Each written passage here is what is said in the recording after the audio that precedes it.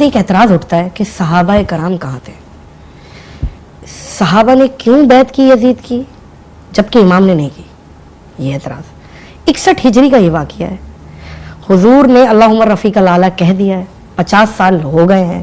جو صحابی حضور کی رحلت کے ٹائم پہ 20 سال کا تھا وہ 50 سال بعد 70 سال کا ہے، بزرگی آ چکی ہے. لیکن لوگ پھر بھی اعتراض کرتے ہیں کربلا میں صحابی کیوں نہیں تھے، صحابہ کرام کہاں تھے؟ تھوڑا سا یہ اعتراض کو بار بار آپ لوگوں نے بتایا. سوال کرنے والا، اعتراض کرنے والا بالکل نہ دین کو جانتا ہے نہ حقائق کو جانتا ہے. مجھے کوئی ایک حوالہ لکھا دیں کہ امام نے کہا ہو کہ میں جنگ کرنے جا رہا ہوں، آؤ میرے ساتھ. ٹھیک ہو گیا. یا تو امام بلاتے اور پھر کوئی صحابی نہ جاتا تو آج اعتراض ہوتا.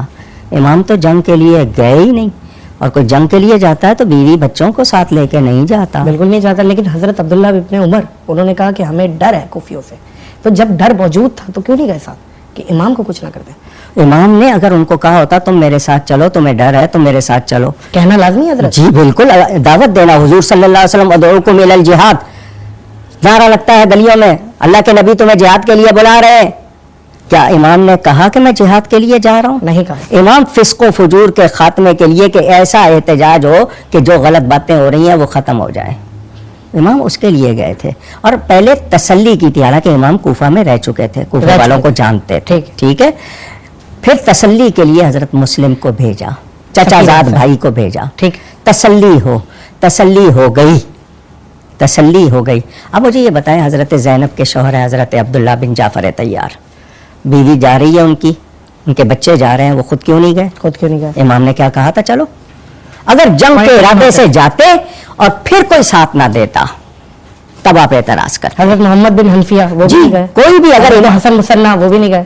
میں نے کہا نا، امام چاہتے تو پھر امام اعلان کرتے. امام کے موقف کو سمجھو، اس کو پہچان نہیں رہے ہو، اعتراض کر رہے ہو. اگلی بات، جن صحابہ نے بیعت کر لی شریعت کے مطابق کی، کیوں؟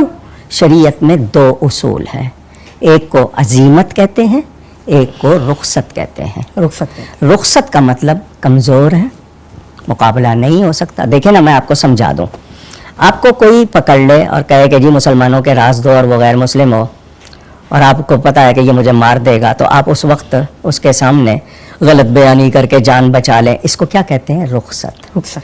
جن صحابہ نے بیعت کی وہ رخصت پر عمل کی کہ ہم مقابلے کی طاقت نہیں رکھتے، کمزور ہیں، عمریں زیادہ ہو گئی ہیں، یا یہ کہ جس طرح نکلنا ہے. اور خروج کے احکام بھی شریعت میں ہیں، کب نکلنا ہے، پوری طرح طاقت ہو تو تب، ورنہ نہیں. یہ اصول ہے. ان کو معلوم ہے کہ خروج کے اصول کیا ہیں، خروج کب کرنا ہے. یہ نہیں جانتے، اعتراض کر رہے ہیں. 2 آدمی اٹھ کے شور مچا دیں تو وہ کیا جہاد ہوگا یا فساد ہوگا؟ ضروری ہے دین کے اصولوں کو سمجھنا.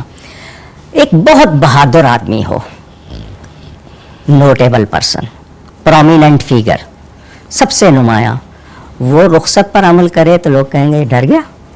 آئے ہے اس کی شایع نشان نہیں ہے، وہ رخصت پہ ہم تو کمزور تھے. ہاں، اس نے کیا کیا بھائی؟ واہ واہ. امام نے ثابت کر دیا کہ اگر اپنے عہد کا میں سب سے نمایاں فرد ہوں، شیر خدا کا بیٹا ہوں، نبی کی گھٹی مجھے ملی ہوئی ہے، میں نے سیدہ پاک کی گود میں پرورش پائی ہے، میں اسی کردار کا مظاہرہ کروں گا جو میرے شایع نشان ہے.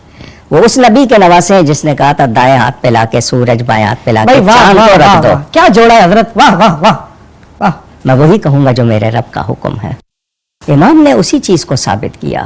سلام کرو علامہ اقبال کو. نقش اللہ بر صحرا نوشت، سطر عنوان نجات ماں نوشت. صحرا میں اللہ کا نقش کر دیا، لا کہہ کے انکار کر کے یزید کو اللہ کا نقش ثبت کر دیا کہ اللہ ہی ہے. سطر عنوان نجات ماں نوشت، کیا لکھ دیا انہوں نے؟ میری نجات کا عنوان لکھ دیا کہ میری پیروی کر لینا، نجات پا جاؤ گے.